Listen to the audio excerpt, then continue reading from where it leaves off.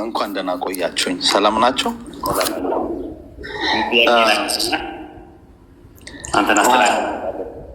አይ ቅድም ኢየሱስ የቱ ጋ ነው እኔ ነኝ አምላክ ያለው ምናምን የሚል ጥያቄ ሲነሳ ሰምቻለሁ እና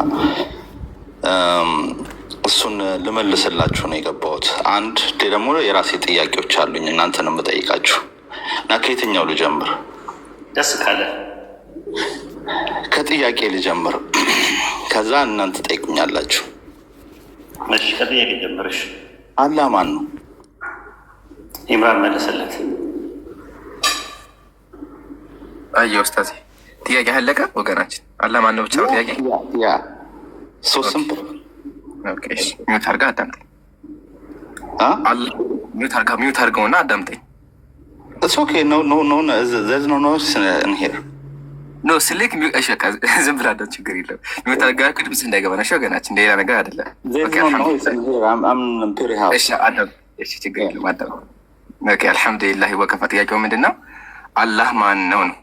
አላህ ማን ነው እና ምንድን ነው ይለያየ። መጀመሪያ አላህ ማን ነው ላልከኝ፣ አላህ የሁሉን ነገር ፈጣሪ፣ ሁሉን ነገር ያስገኘ፣ አንተን የፈጠረ ነቢያትን የላከ አምላክ ነው። አልሙሰማ አላህ ኢስመዛት ወይም ደግሞ የተጽኦ ስሙ ማን ነው? አላህ ነው፣ መጠሪያው ማለት ነው፣ ስሙ ማለት ነው። ኦኬ ያው ይሄ ስም ደግሞ ለአምላካችን ብቻ የሚውለው። ስለዚህ አላህ ማን ነው ላልከኝ የሁሉን ነገር ፈጣሪ ነው። ምንድነው ካከኝ ደግሞ አላህ አምላክ ነው። ምንድነው ካከኝ አምላክ ነው።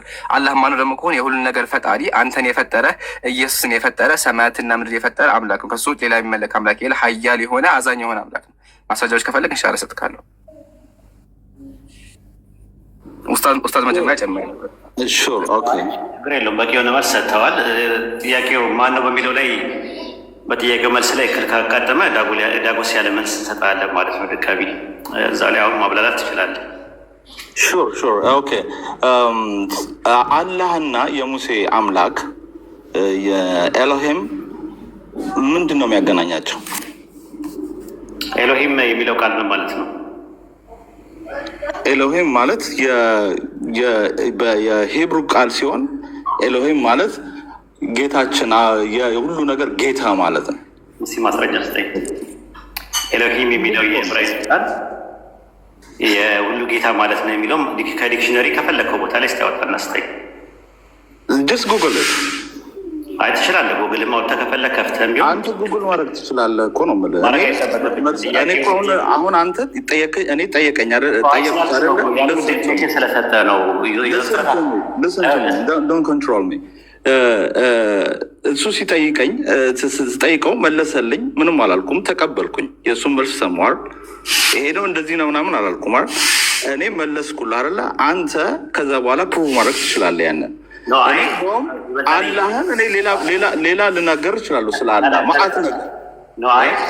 እኔ ኤቪደንስ ያለው ነገር ከፈለግ ኤቪደንስ ያለው ነገር እንሰጣለን። አንተ በጠየቀው ጥያቄ ላይ ኤሎሂም ማለት ምን ማለት ነው? የቃሉ ትርጉም ስለ ኤሎሂም ማለት ሁሉ ነገር ጌታ ማለት ነው ማለት እኔ ባውቀው ኤሎሂም ማለት እንደዛ አይደለም። ኤሎሂም ማለት የሁሉ ነገር ጌታ ነው የሚለውን ነገር ማስረጃ ስጠኝ አልኩ። ማስረጃ ካለ ትሰጠኛለህ፣ ከሌለ የለም ትለኛለህ።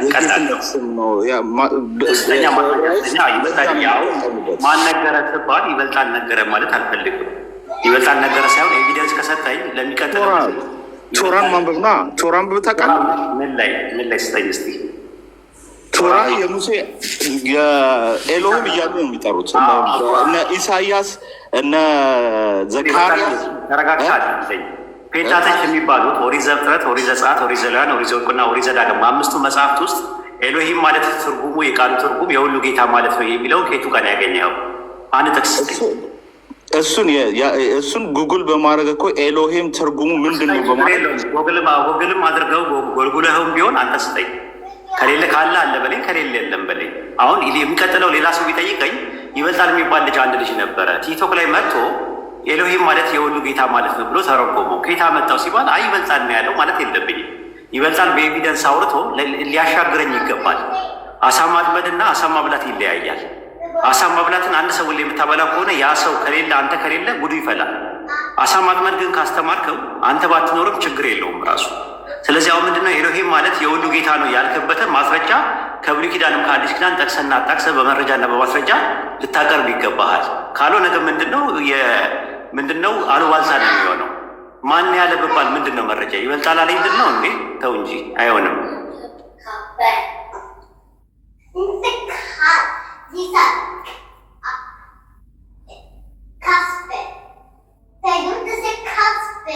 አላህ ይበልጣል ያመጣል ነው ኡስታዝ። ግን ጉግል ራሱ እኮ እንደዛ አይልም። ከየት ነው ያመጣው? ቆይ ተው ይምራል፣ ችግር የለውም።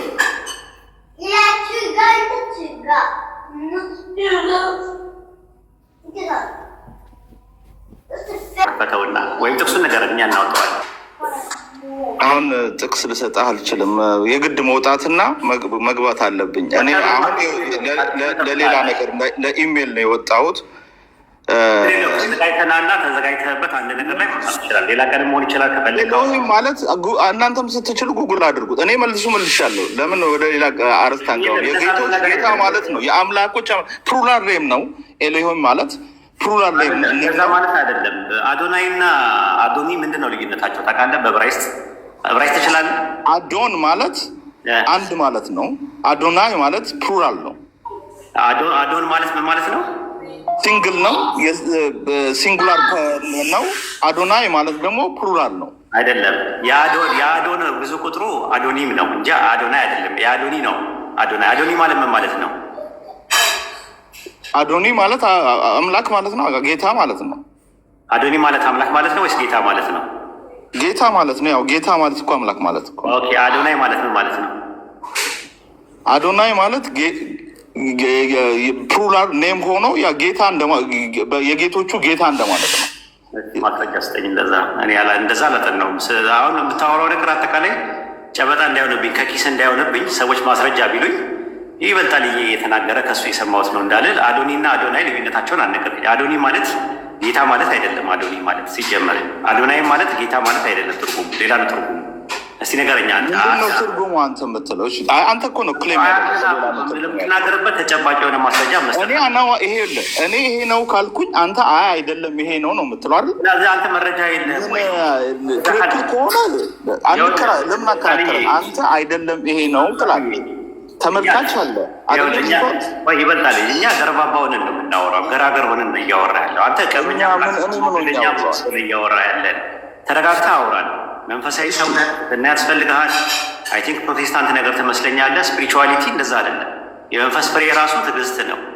የመንፈስ ፍሬ ደግሞ ተረጋግቶ ማውራት። ትህትና ራሱ የመንፈስ ፍሬ ነው። ገላትያ 5:19 ላይ አንተ በጣም ሆት እየሆንክ ነው እያወራ ያለው። ጥያቄን የጠየቅንህ መረጃን የጠየቅንህ መረጃውን ጠቅሰና አጣቅሰን ማቅረብ ያንተ ፋንታ ነው። ከሌለ ደግሞ ሌላ ቀን ተዘጋጅበት እመጣለሁ ብለህ በትህትና መመለስ ትችላለህ። አሁን እኔ እንደዚህ ያልኩኝ ምናምን አይደለም። እያንዳንዱ ነገር ከኪሳቸው የምንመነዝር ከሆነ ዋጋ ያስከፍልናል። ስለዚህ አሁን ኤሎሂም ማለት ሲጀመር ጌታ ማለት አይደለም፣ የሁሉ ጌታ ማለት አይደለም። ኤሎሂም ማለት ሲምፕሊ አምላክ ማለት ነው። ዘፍጥረት 1:1 ላይ በረሺት ባራ ኤሎሂም ኤታ ሸማኢም ወኤታ አሬስ ይላል። በመጀመሪያ ኤሎሂም ሰማይና ምድር ፈጠረ ይላል። በግሪከኛው ቴዎስ ይባላል፣ አምላክ ማለት ነው። አሁን የእነዚህ ነቢያቶቹ መጀመሪያ ሲያስተምሩበት የነበረ ቋንቋ ፓሊዮ ብራይስት ይባላል። ማሶሬት አልነበረም ራሱ ብራይስት። ማሶሬትና ፓሊዮ ብራይስትን ታውቃቸዋለህ? ይበልጣል አላውቃቸውም። በፓሊዮ ብራይስት ሲነገር የነበረው ፓሊዮ ብራይስት ማለት ብሉይ ኪዳን ላይ የነበሩ ነቢያቶች ዲቫይን ሬቬሌሽን ግልጠተ መለኮት ሲመጣላቸው የነበረው ፓሊዮ በሚባል ብራይስት ነው ሲመጣላቸው የነበረው። ፓሊዮ በሚባል ብራይስት ውስጥ ኤሎሃ የሚለውን ቃል አላህ እያሉ ነበር ሲጠቀሙበት የነበረው። ማስረጃዎችን ከፈለግ ማጥናት ትችላለህ። ፓሊዮ ብራይስት ስጠኝ አንተ ምንም ፓሊዮ ብራይስት ብለህ ግባ።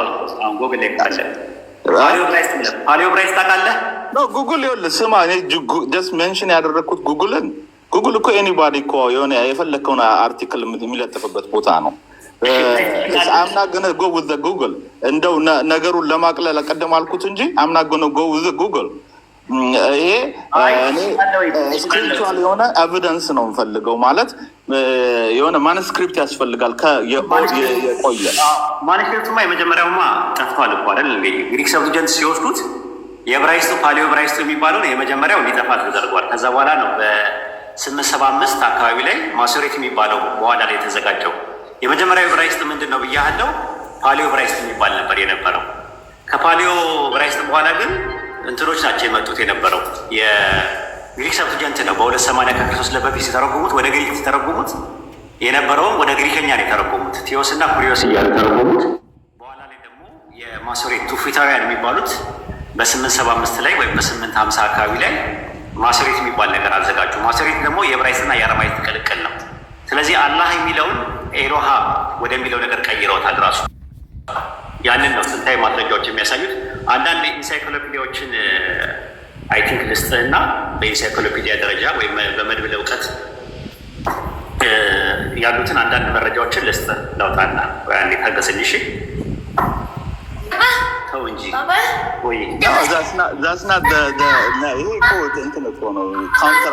ካውንተር አርጊመንት ነው። አንተ ካውንተር አርጊመንት ሳይሆን ላውጣና ላሳይ ስልህ መጠበቅ አለብህ፣ መታገስ አለብህ፣ መሰበር አለብህ።